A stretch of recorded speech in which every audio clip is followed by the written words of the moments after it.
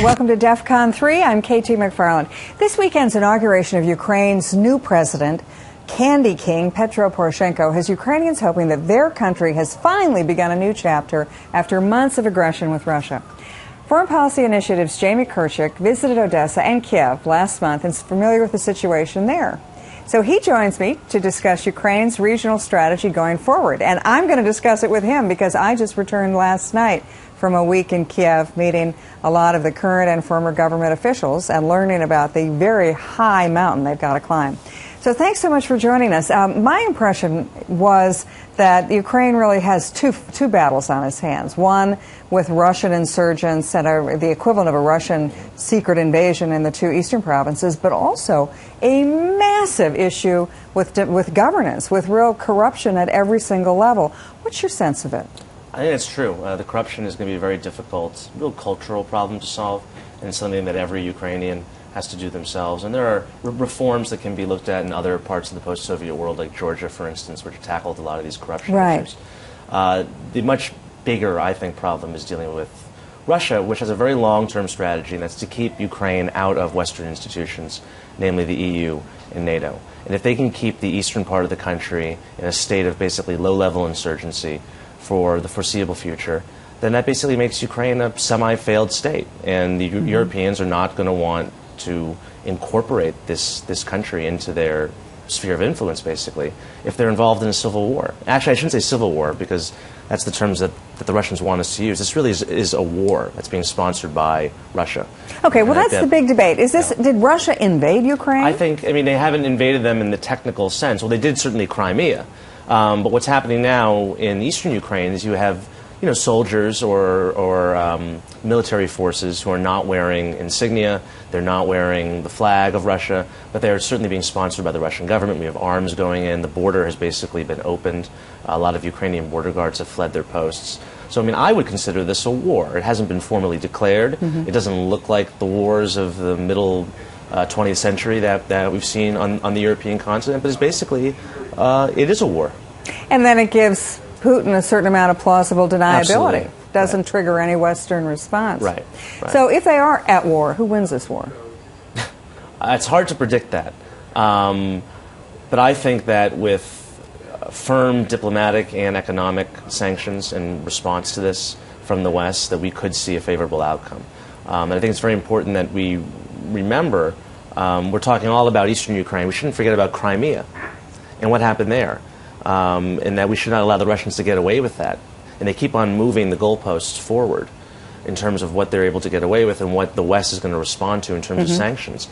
That we have this giant province that's been taken over by Russia, and that also has to be on the table of any sort of diplomatic negotiations. And it may take 15, 20, 30 years until the Ukrainians get Crimea back, but the cost of Russia maintaining their presence in Crimea has to be kept at a very high level. Jamie, one thing I couldn't understand is Crimea happened so quickly. Right. I mean, the Russians were there, and then within 2 weeks' time they were annexing it. Why did the Ukrainians not fight for Crimea? This was a big debate that you probably heard when you were there, and in fact the defense minister at the time, when I was there the first time in March, he resigned over this because there was a lot of anger. Not that the soldiers didn't necessarily fight back, but they actually weren't even given orders at all. And so you had these poor Ukrainian soldiers sitting in Crimea in their posts with no instructions on what to do. They weren't told not to shoot. They weren't told to shoot. They were just left sort of listless. You talk to some Ukrainians and they say they should have put up a fight, and if they had put up a fight like the Georgians did in 2008, then the Russians wouldn't have been able to have advanced as far as they did, and maybe they might not have taken over Crimea in the first place. On the other hand, you talk to some Ukrainians who said putting up a fight would have just been a suicide wish, and that the Russians would have gone through no matter what. So I think it's very easy to look at this, ex post facto and make these sort of judgments. But there's certainly a lot of soul-searching within Ukraine right now about the decision that the government took not to do anything. If you're the new president of Ukraine, and you've just, you've got, as you said, you just lost Crimea, you see the two eastern provinces where there's really a Russian invasion. What's to prevent you from saying, okay, Russia, you just take those, leave us the rest of Ukraine, and we'll try to continue to have a government without those two provinces? There are some voices in Ukraine, particularly in the West, which is the more Ukrainian-speaking nationalist part of the country. There are people who say that. let's just be gone with these territories. Yeah, chop off our arm and save the body. I mean, they're mostly Russian speakers anyway. We don't need them. It'll be easier without them. And then we'll have a kind of rump Ukrainian state that'll go into the EU and NATO. I mean, most people don't say this publicly. It's not really a polite thing to say in Ukrainian politics for obvious reasons, but there's definitely sentiment there that people feel that.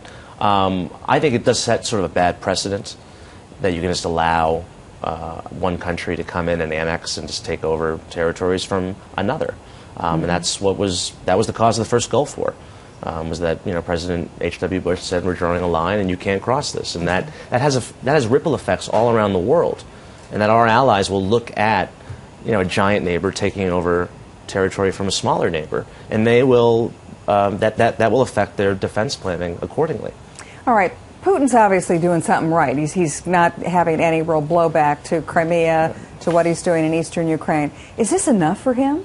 Or does Putin have his eyes on maybe the Baltics, Estonia, Latvia, Lithuania, or does he really aim to just destroy NATO? I think the goal is to destroy NATO. It's really to challenge its credibility and to destroy its credibility. And he can do that in the Baltics. If he can actually show that Article 5, which is the part of the NATO charter that mandates that an attack on one An armed member, attack. An Actually, armed attack, it says an armed attack. Is an attack on all. If he can show that to be worthless, then I think he's won. And that's what he wants, is he wants to humiliate and destroy NATO.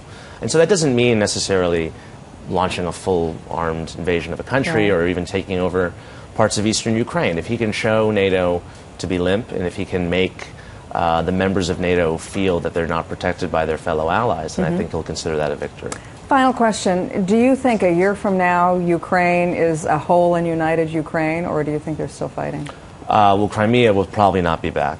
Right. In terms of the East, it's difficult to say. I hope it's whole and united. It's hard to see how this goes on for a whole lot longer because the economy is really hurting.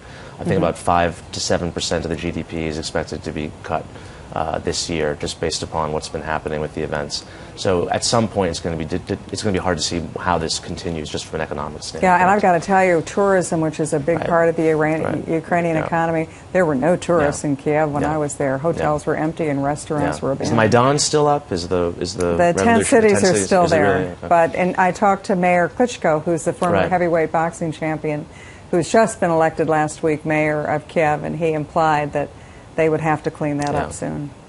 Anyway, thank you so much for joining us. Jamie Kirchick, Foreign Policy Initiative, joins us once again for DEF CON 3.